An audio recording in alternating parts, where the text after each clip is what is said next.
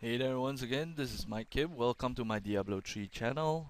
And today we are going to be talking about the wizard and how they will be able to perform in PvP. As of Diablo 3 beta, it's difficult to tell which direction the wizard fits well in a PvP situation. As always, different builds work well for varying individuals.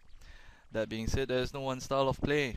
One example is the glass cannon build, which is able to kill enemy players in a matter of moments but leaving the wizard defenseless soon after, and another would be to outlast your opponent by using utility skills which control an area and opens a window of opportunity for your teammates to deal the killing blow.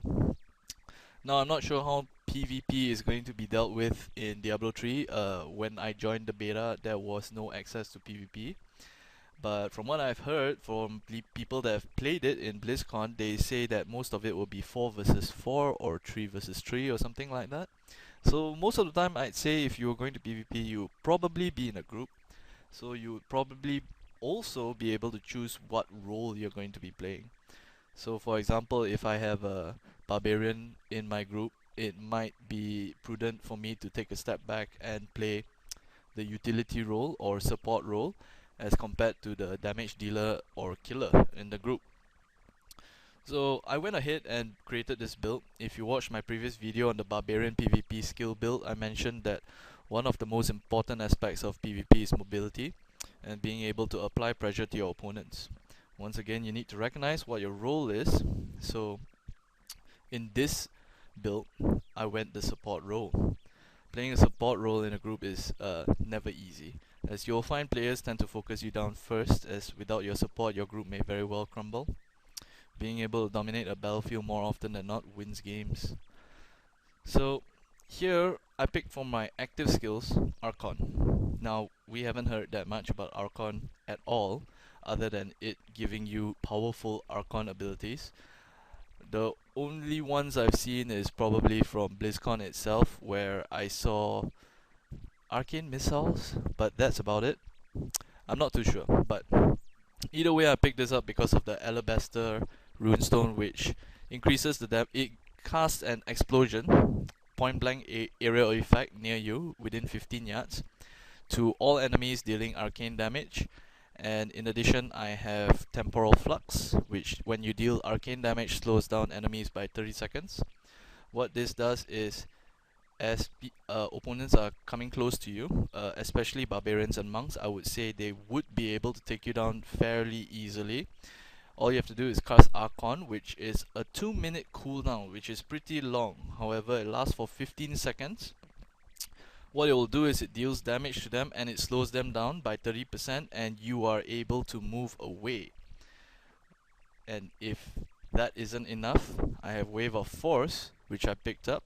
25 arcane power, the cooldown on 15 seconds. With the alabaster runestone, it knocks enemies back and it stuns them. So when I'm being focused down by melee enemies, this will help. It ties in pretty well with Hydra as well, as I can plant it right in between me and my enemies as I knock them back and stun them for 3.5 seconds. If you'll notice, my Hydra, I picked up Alabaster Runestone again, which forces the Arcane Hydra it forces the Hydra to deal arcane damage, which is up to 24.4% of weapon damage, which once again synergizes with Temporal Flux to slow them down.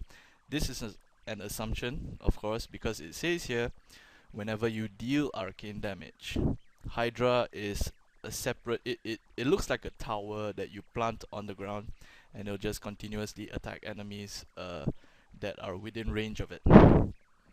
So this is if you get picked off by enemy melee players, and if you are not being focus fired, you also have Ray of Frost, which I took the golden runestone, which makes it 0 arcane power. So this will be something that you can cast if you do not have to move. What it does is it slows target's movement by 40% and attack speed by 30%. This will help you support your team from getting burst down too quickly. Of course, you'll have to worry about gap closers. There is the Barbarian's Leap, and if I'm not mistaken, he has a charge. I'm not too sure, But for that reason, I also picked up Diamond Skin with the Indigo Runestone, which increases the duration of Diamond Skin by 9 seconds. What it does is it absorbs up to 14828 damage from incoming attacks for within 3 seconds, but increased to 9 seconds here. The thing you need to know is these runestones are level 4 right now, and from what Blizzard says, they might have runestones up to level 7, but it hasn't been mentioned yet. And as with my other two builds, I also picked up Teleport here, which is on a 16-second cooldown. It allows you to teleport up to 35 yards away, and after casting Teleport, there is a 1.2 second delay where you can keep casting it until the cooldown begins. I'm not sure how many jumps you can make using this, but some people are telling me that you can make up to 4 to 5 jumps from the forums I've read and from the friends that I've spoken to that actually went to the BlizzCon.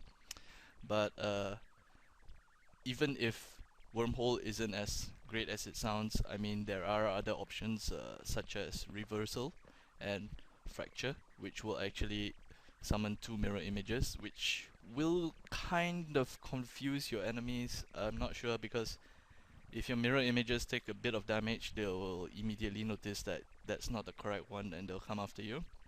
For passive skills, if you're worried about melee, I picked up Blur, which decreases melee damage taken by 20%. This can of course be changed with anything else if you see fit, but personally I think as a wizard, melee will probably crush you as a wizard, because the damage they deal in melee range is astounding. Here I have Illusionist. Whenever you suffer more than 15% of your life in a single hit, which we don't know if it's possible yet, the cooldowns on Mirror Image and Teleport are automatically reset, which I have Teleport right here. I did not pick up Mirror Image, and I can blink or teleport away immediately.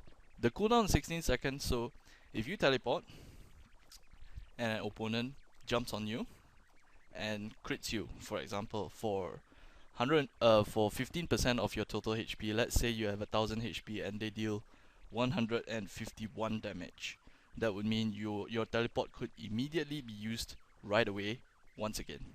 This is useful in the sense where you will be able to continuously keep mobile, as well as slow down your enemies if they choose to switch targets from you to another of your teammates. This is Mike Kim. Thanks for watching. Good night.